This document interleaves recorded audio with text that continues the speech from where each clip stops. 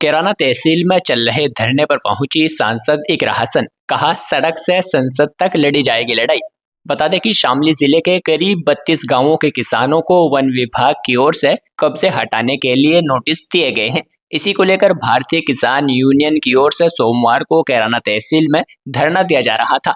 दोपहर करीब 3 बजे कैराना सांसद इकरा हसन धरना स्थल पर पहुंची। उन्होंने संबोधित करते हुए कहा कि 32 गांवों की जमीन पर संकट है, जिसमें किसानों की कोई गलती नहीं है। यह राजस्व विभाग, सरकार और अधिकारियों की लापरवाही का नतीजा है। अब चालाकी से यह जमीन वन विभाग के नाम की जा रही है, जो बर्दाश्त नहीं होगा।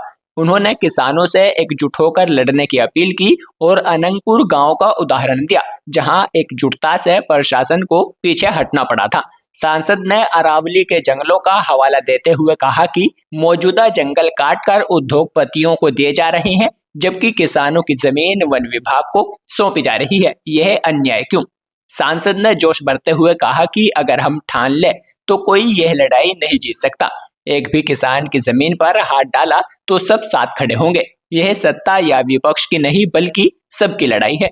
उन्होंने कहा कि सड़क से संसद तक किसानों के हक की लड़ाई लड़ी जाएगी।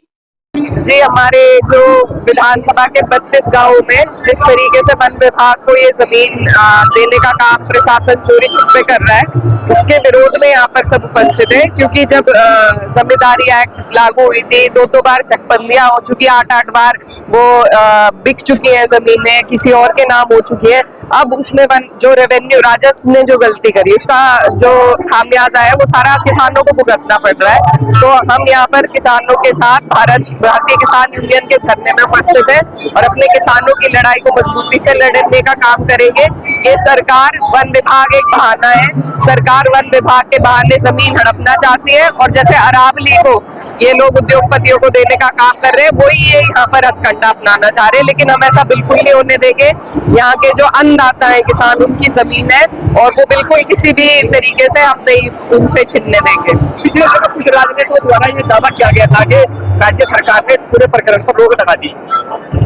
देखिए, रोक तो नहीं लगी है अभी। धीरे धीरे चोरी छुपते, वो मामला जो खुले रूप से हो रहा था वो चोरी छुपते हो रहा है, लेकिन ये हम होने नहीं देंगे। हम इस लड़ाई को मजबूती से लड़ने का काम करेंगे। किसानों की ये बड़ी समस्या है, क्या आप इसको संसद में बिल्कुल उठाएंगे। सड़क पे भी इस लड़ाई को लड़ेंगे और संसद तक, जहाँ तक भी हमारी जरूरत पड़ेगी किसान भाइयों को, हम उनके साथ कंधे से कंधा मिलाकर, ये उनकी लड़ाई नहीं, हम सबकी लड़ाई है और उसी तरीके से लड़ने का काम करेंगे।